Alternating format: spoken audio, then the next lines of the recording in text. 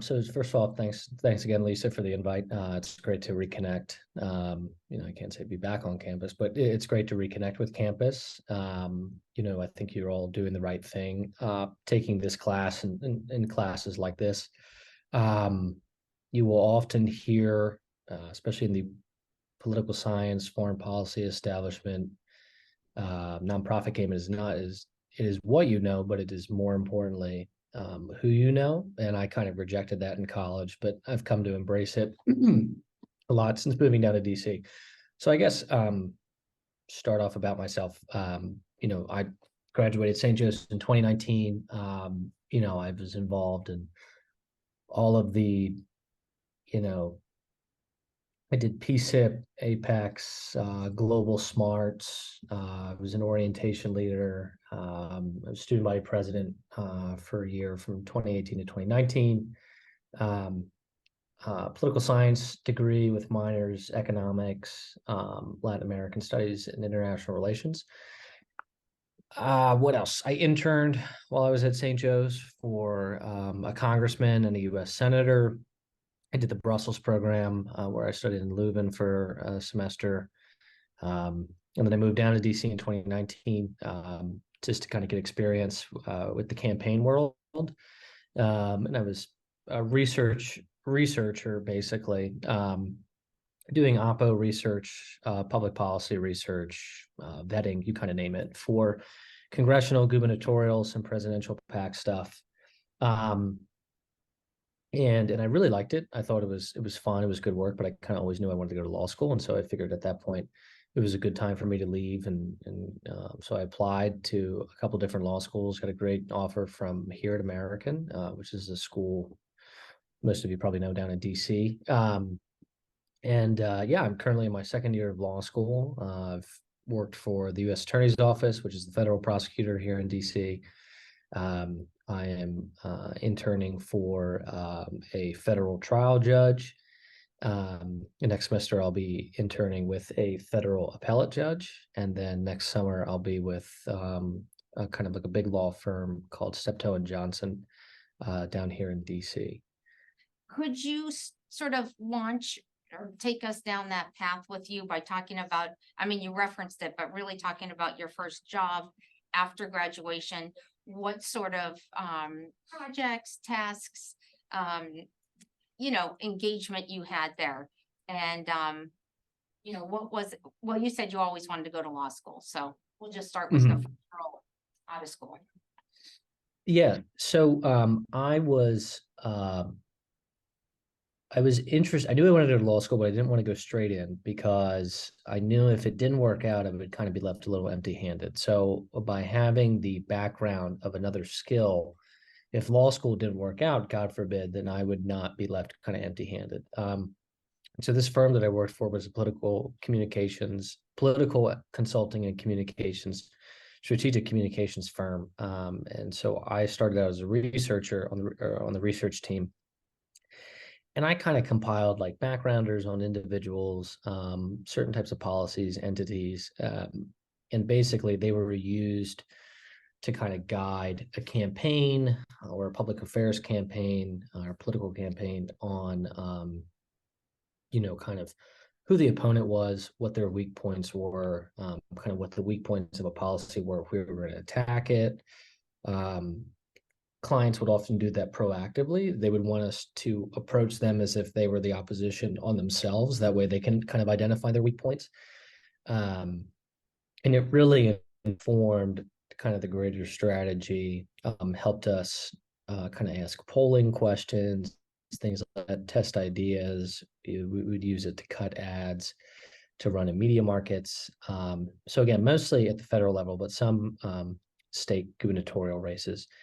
And the clients ranged from, political campaigns, but also private companies, private equity firms, telecom, energy, social media, national security space. And I think, the skill set really allowed me to understand how DC works. There was a lot that is unsaid in this city, and I think, kind of seeing what makes people tick was really important. And then I personally learned how to, function here.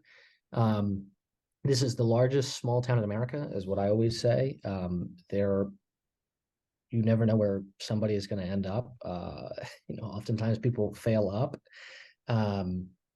So, it's really important to be, courteous and kind to everybody, but also use your discretion and kind of loyalty to certain individuals. And that can take you a really far along. And then, just how to do general research, writing, leverage information, connect with certain audiences, right? Find out what the Ohio 5th Congressional District is going to get really upset about or really happy about. And then finally, and this has been very helpful in law school, is crafting an argument, finding weak points, looking at things critically, which I think is a skill that a lot of people write off. But as liberal arts students, obviously you're doing this day in and day out. But when you go into the real world, you'll realize that people really don't have much critical thinking skills, and they have no ability to see the other side of an argument. And so what that happens is you don't see your blind spots or your weak points. So you go into a fight or something, and you just get completely blindsided and you get screwed.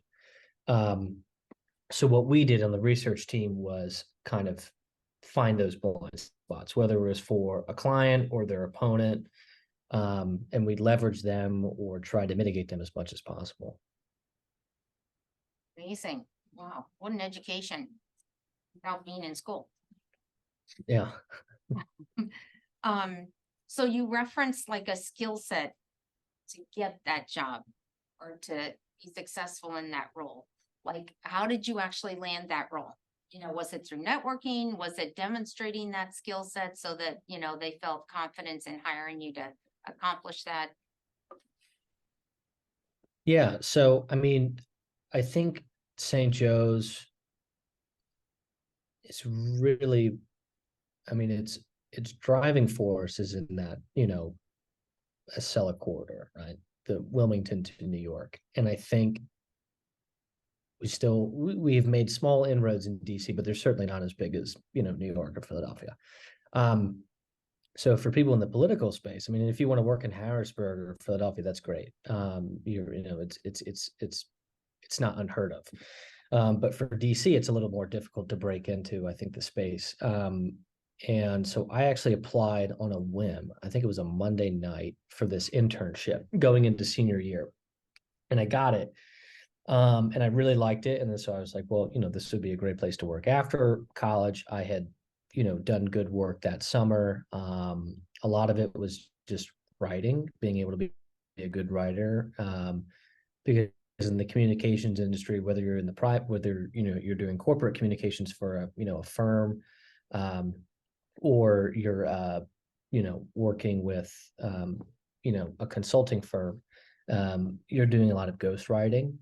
And so that's really critical to have good writing skills. Research, I think, is always like, those are very ubiquitous skills that you can apply anywhere. And communication, right? How to send email like a somebody who knows what they're doing, or how to spell check. The amount of, everyone says it, don't rely on spell check, but everyone relies on spell check. And so it's you immediately see it and you're just like, all right, my guard is up. Like, if you can't spell a word right, then why should I consider anything about the substance of your argument? So stuff like that, it sounds very tedious, but I think it does go a long way. And if you ask any kind of employer, like, what makes us successful, whatever, 9 times out of 10, one of the answers is always writing. So writing is just so critical. I can't underscore it enough. Awesome.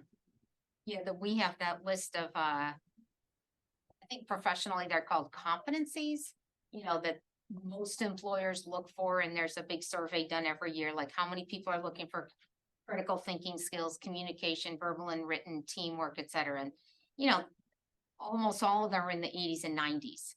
So, Mhm. a lot of students, a lot of recent grads will have similar skill sets in terms of technical skills, but what you're describing is how people get set apart, right? Writing Yeah, field and that kind of thing.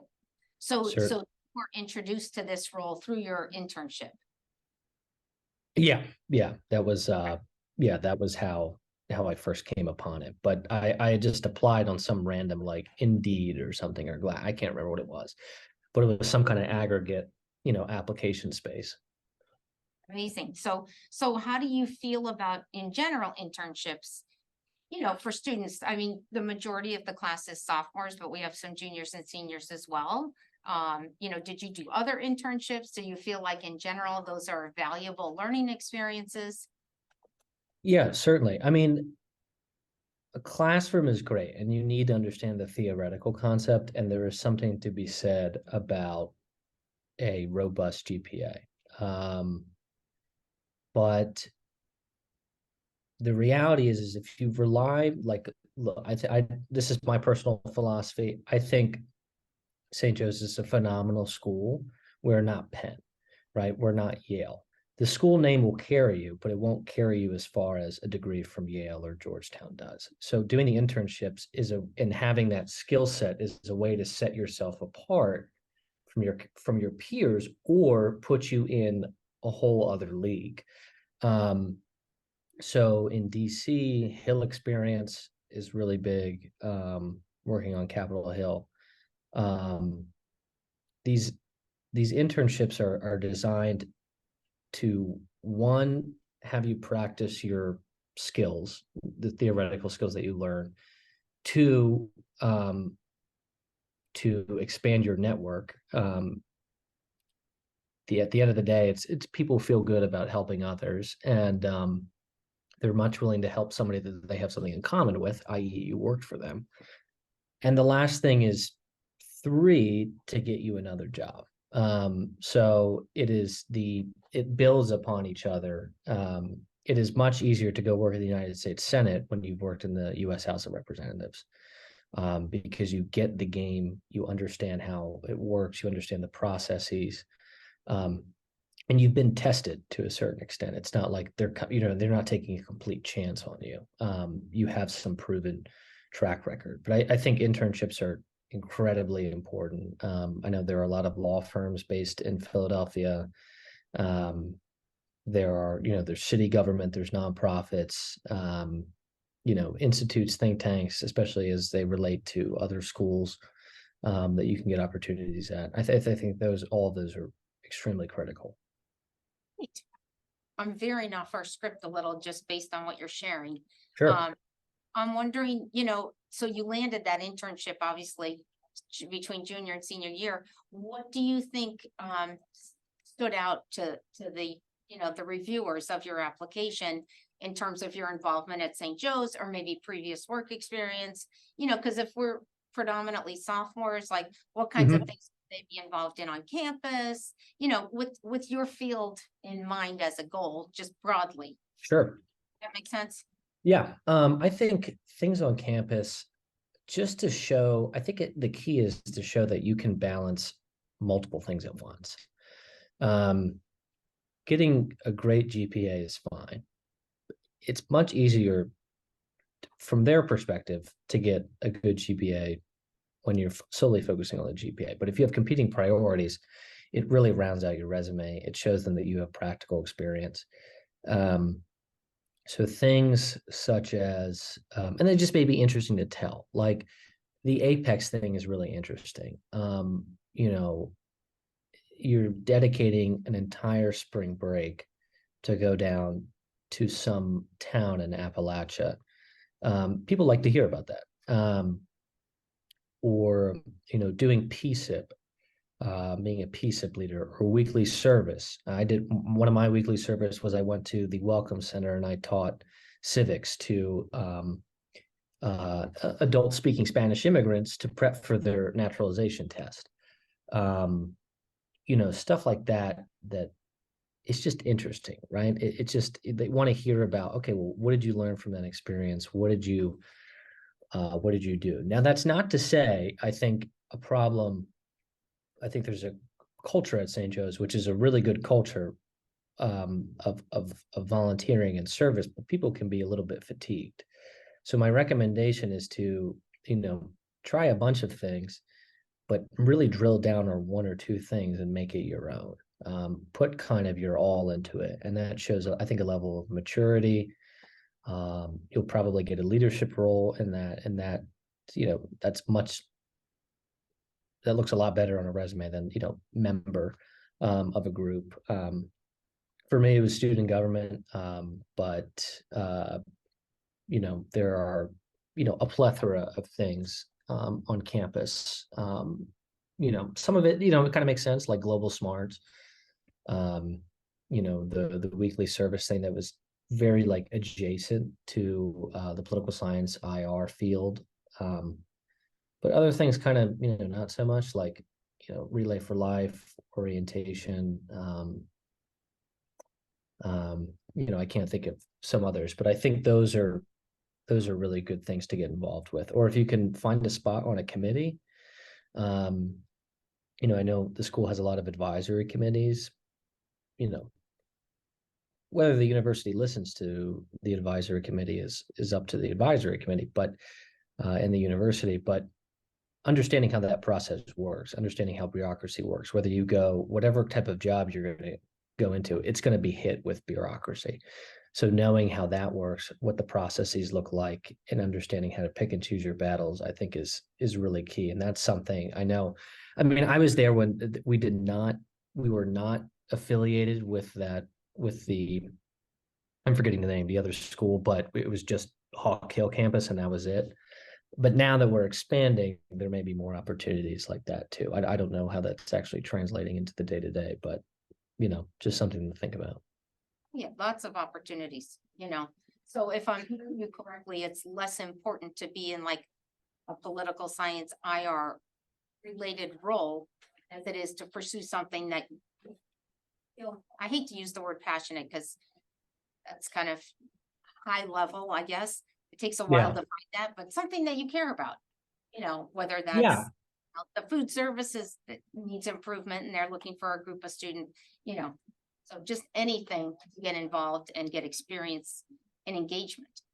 Yeah. And it's something you can point to in your applications. It's something you can talk about in an interview, because the thing is, if you're involved in, there's that old phrase, he who is everywhere is nowhere. If if an employer asks you about something on your resume and you're like, well, I went to the general meetings. What else? If you really dive into these things, then it allows you to kind of showcase that in an interview, but only if you kind of put in a lot of work with it. Great. Yeah, thank you. I appreciate that. Just shifting gears a little bit, relative to the organizations you've been worked for, but also law school. How would you speak to, how those organizations have demonstrated a commitment to diversity and inclusion? That's important to a lot of students right now. It is. And again, I'm speaking for myself. My views do not reflect the views of anybody I've worked with. I think,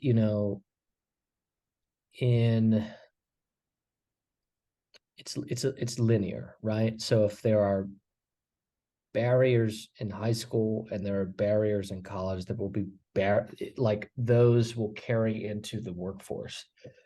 I think politics is changing a lot more rapidly, but the law has a long ways to go. I think, the law is a profession, and that is important to the characteristic of practicing being a lawyer. But what that means in reality is that there are barriers, right? It's a profession because it's a specialized skill, and because it's specialized, we can't let in, we have to put up barriers. So that means barrier one is you have to get a college degree. Barrier two is you have to study for, pay for, and do well in the LSAT. Barrier three is you have to pay for, get into one and do well to law school.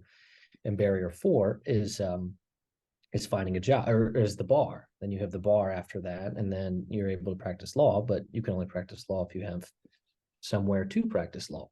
So it's the challenge is still there, obviously, with the Supreme Court rulings last summer or this summer at Harvard and UNC. There seems that universities and law schools and firms are going to have to take a different approach. But you know, I think kind of the key, especially in law school, is that they're interested in the diversity of of people, and that comprehensively. And I think a lot of times people think diversity, um, they think in very binary terms as far as race, but it's race, it's gender, it's background, experiences, religion, you know, location, I think is key. I know for law school specifically, they're looking for well-rounded classes, but not necessarily a well-rounded individual. Um, they want an individual who is really exciting, who is kind of unique in their own right. And I don't know who is in charge of the pre-law program, but it used to be Dr. LaBelle, and she may tell you the same thing, and she may have something different. She's kind of professional about getting into law school, so you can pick her brain. But I think that was one advice she told me. But yeah, short answer is diversity. We're behind the ball in the field of the law, but we have a long way to go. So TBD, basically. Dr. Paul Patterson is the current pre-law advisor. Okay. I personally don't know him, but in case Right. anybody's wondering, Dr. Levelle is still here, but he's no longer doing that role. Right. So since you're talking about law school application process, we did have a question from Bella about your process. You know, if you could kind of give us Yeah. sort of your timeline, you know, a year ahead, 18 months, a little bit of your timeline regarding, you know, preparing for the LSAT, like study materials, recommendations, like just briefly, could Yeah. you walk us through your general process? Yeah, so I preface this is my experience. There are a million and one other ways to do it. I knew that I didn't want to go straight out from undergrad. They're called K through JD people. Um, and because I knew that when I graduated college, I knew I couldn't do law school right then. It would have been a disaster for me. Um, and I needed that work experience. So when you're taking the LSAT and when you're applying to law school and when you're in law school, you should treat it all like a full-time job. Um, I guess generally, let's say hypothetically, you're looking to go right after law school, you would probably take the LSAT in the spring or early summer. Your practice exams, you're probably studying for the LSAT. If you're actually really studying, you could probably do it in 3 to 5 months. But knowing like how I was in college, maybe 6 or 7, I don't know. It's best to not take the LSAT like a lot of times because it just looks bad. So there's kind of a calculation there. Um, and you would ideally be ready to apply by early September, October, right as the gate opens, because your chances, right, classes are finite. So if you can get in earlier, one, it shows interest in the school. Two, it just increases your chances, and they're more willing to accept people when they have 500 spots as opposed to 2 spots. Law schools are looking for kind of what I call the metrics. So your LSAT and your GPA. They're looking for your background. So what you kind of did in high school or high school and college, your personal statement, kind of your activities and all that stuff. Maybe if you had work experience. And then they're also looking at the intangibles. So what the law calls immutable characteristics. So things you can't change, like your age, kind of your personal background, race, ethnicity, and kind of gender, things like that. They take into consideration. Again, this is all the Supreme Court's decision has kind of changed this in some respects, but I think generally those are what law schools are looking at in an applicant. I would really encourage, you know, if you can afford it, a tutor. That's, kind of pull out all the stops, but most people don't. I did not pay for one. They're quite expensive. Um, um, but there are, a number of different things. And I think if any of you are interested in law school, I'd be more than happy to, Lisa, I think you have my email, so you are all more than welcome to email me with questions or anything like that. But generally, that's kind of the steps. And then so you apply by, in theory, the best chance is September, October. You would hear by the end of by the end of the year, maybe early spring. And then you have to make a decision, I think, by April, and then you just go from there. Right. Yeah, thank you. And knowing that everybody's application process and experience is completely unique, you know. And I really will reiterate what you said about getting that experience before applying. We meet with a lot of students who just say, I want to power through, get it all done, and then, I'm done, ready to start my life. Like, well, it's helpful to have that experience. So when you pursue law school, you know a little bit more about what you're getting into. And you made the great point that, if that doesn't work out, then, you have something. You have something to fall back on. So Yeah. very helpful tidbits. So another question came from Yanela about staying informed about current legal trends, policy developments. Do you have recommendations on specific publications, resources, or strategies for students to keep abreast of what's happening kind of in the legal and political landscape? Yeah, they often bleed into each other, but unfortunately there is not, I don't think there's one that and kind of does it. It's not like a one-stop shop for legal or for political matters. I mean, Politico has what's called a morning playbook. It's a newsletter, comes out every morning. They have a morning AM, PM, like they have all different kinds of stuff for national security, for fiscal issues, like so many things. And you can find out what Congress and federal government is doing. Some of them also have certain state ones. Like I know California has their own, kind of newsletter. I don't know if Pennsylvania has one. There is, but that's intense. So not intense, but it gets very granular. For people who just want to kind of like stay abreast of the issues, I think there's this company called Axios, and they do kind of the same thing, Axios AM and PM. And they have like Axios China, Axios Israel, Axios, all these different types of, groups that kind of gives you like a very quick, easily digestible rundown. As far as the law, I don't know if you can get it through the library. If you can, utilize the subscriptions as much as you can, the free subscriptions. There's Bloomberg Law, is a morning kind of big law roundup. They have, kind of what the big stuff at the firms are like. They have something for like white collar defense too. So they all break down into different areas. Outside of that, I think Strict Scrutiny is a podcast that everyone, I'm not a podcast person, but everyone likes Strict Scrutiny. That's a good to kind of stay abreast of the Supreme Court issues. SCOTUS blog has some good stuff.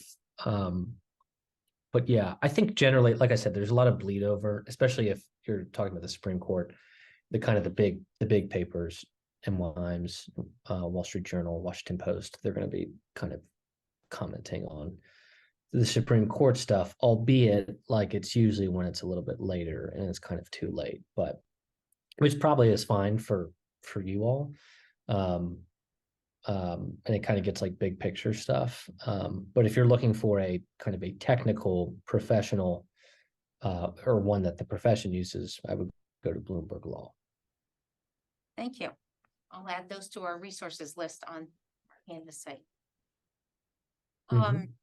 So another question, I'm not seeing who submitted it, but I thought it was a good one. you know, in terms of you had 3 minors, you know, is there something that you feel like specifically contributed to your interest in this area or to your pursuing this? You know, was there something in particular that you could go back to a certain class? Or was it just a Yeah. sort of a broad, you know, liberal education? Yeah, I mean, I think the international relations one, it just kind of happened. Like I didn't, it just by the end, it probably will happen to you all as well. By the end of your 4 years, you will have done enough to get a minor in something. Economics, I wanted something a little bit more analytical than theoretical, but it was still within the liberal arts school, so it was a little easier to pursue. And again, like it kind of rounded out my resume a little bit. Um, and I just I thought the economic theory was fascinating. I had Professor Thomas Burke, and I had Dr. Pardo, and Divya. I mean, like they were all great. And that was actually at the recommendation of Dr. Joyoso, who was my advisor. And then Latin American studies, I knew that I wanted some kind of specialization. And I figured Western Hemisphere, Latin America is very, poignant. You know, I took Spanish in high school and college, so it was kind of a natural fit. It is a great program. I went to Cuba, kind of on my own through the program, which was great. With Dr. Joyoso's kind of like guidance. But I think if any of you can, I mean, ever since the Obama administration, the pivot, I mean, yes, obviously the past couple of weeks there have been, it's kind of the reminder that the Middle East is still a flashpoint for geopolitics. But I mean, the United States has made a whole of government strategic pivot to Asia. So if any of you can do an Asian studies minor or a language or something, I think that would be key, whether you want to go into the public or private sector. Both of those are really useful. I found every single class that I had with Dr. Carter was phenomenal. I wish I took more of Dr. Carter. I mean, again, kind of there's a lot of overlap between, that kind of stuff, IR and political science. So, but if, Asia, the future is Asia. So Tips. We'll say we heard it here first. yeah. So this, I believe, was also from Bella, which is always a classic alumni question, but what do you know now that is either a surprise or maybe you wish you had someone had told you as an undergrad? Yeah. Be general. Two things. And yeah, no, I think it's a great question. I ask this all the time of practicing attorneys. And I mean, if that's one question to get, I mean, the goal of any interview is to get your interviewer talking about themselves. And so that is always that's a great way to do that. I would say like it's undergrad, like I'm not, you don't need to spend Friday and Saturday nights in the library. Save that for law school. So enjoy yourself in undergrad because you won't get an experience like this again. But at the same time, treat it seriously. I mean, I remember like candidly, there were so many times when like I had a final exam and I was like, all right, I'll study for 2 hours. Like I did okay, but like I could have done, way better. And so like do the work and then some. Make an outline for the course. And like if like you're finding undergrad easy, then like go further, like make it hard for yourself. And that's a way to stand out and to your professors who mean a lot, especially when they're writing letters of recommendation, because the worst thing you can do is go to a professor and say, hey, I would like you to write a letter of recommendation. They're like, oh, I don't really know what to put in this.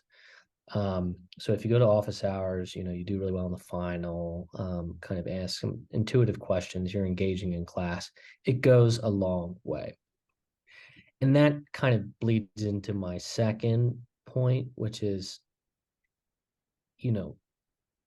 never burn a bridge. I mean, I think, be kind to everyone. Like I said, DC is the smallest town in America.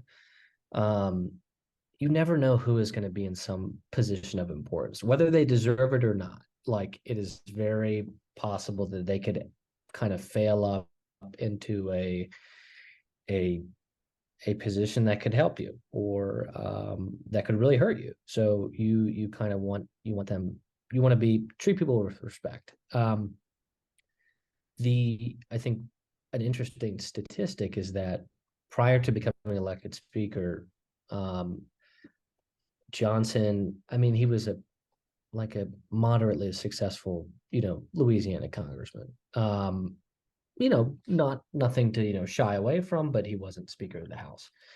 His staff, I think, was about 14 individuals. By the time that he became Speaker, 7 of them were like brand new. They had been there just less than a year. So these individuals who were just brand new to this, working what they thought was for some, you know, middle, middle of the ladder Louisiana congressman, are now working for the third most powerful man in government.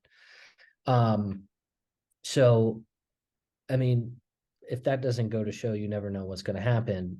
I don't know what will. I mean, I think you were in high school or something, but when 2016 happened, but nobody saw that coming, but it did, and it caught a lot of industries and kind of in groups. They were kind of scrambling because they had been preparing for a Clinton administration, and then all of a sudden there was no Clinton administration. So they kind of had to be like, save face, and because the White House was in charge. Somebody else was in charge of the White House for 4 years. So just be kind to people, be respectful to people. You don't have to like them, and you don't have to agree with everything they say or anything that they say, but always be, there's a difference between treating somebody as an adversary and treating them as an opponent. And you always, if you disagree with somebody, treat them as an adversary. Amazing. Great advice. Thank you. So just one last question, and then we will Sure. let you get back to your studies. This is from Jenna, which I thought again was a great question. What's it like living and working in DC? Is it stressful? Is it hard? Do you enjoy it? What's it all about? I love it. I mean, I think it's first of all, I think it's a beautiful city. If anybody's been to Europe, it reminds me of Europe, right? It's a Boulevardian system. It's very much like France, wide open streets, low-rise buildings. It's super pretty. It's very cheap too. It's a lot of the attractions here are run by the federal government, so you don't have to pay for any of the Smithsonian museums. The food scene is great and absolutely wonderful Michelin star restaurants. A lot of different culture, right? It's a melting pot of the country. You have the people from New England, and then you have they bring great food, and then you have people from the deep South who also bring equally good food. So it's awesome. And there's so much here for people who are interested in, like you all, in this kind of space, right? You have the federal government, you have the DC government, and the federal government comes with, the entire alphabet soup that is the federal government and the administrative state. And then you have, the court system, and within that, there's like 8 different court levels here. Then you have Northern Virginia and Maryland, so they're close by. But then you have, kind of a hybrid between the, private sector and the public sector is this, or these, trade associations that kind of lobby the federal government on behalf of their companies and try to push for policies on, Medicare or technology or national security. Then you have the think tanks, and then you have the private companies, and then you have the law, law firms, nonprofits, and then everything else that comes with the city, right?